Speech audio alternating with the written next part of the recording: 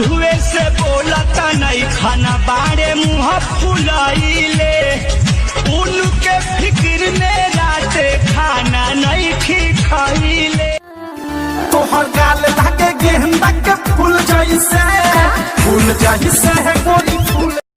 तोहर के देखी अगर आ जाइले चमले बेला उठे में पागल आ जाइले।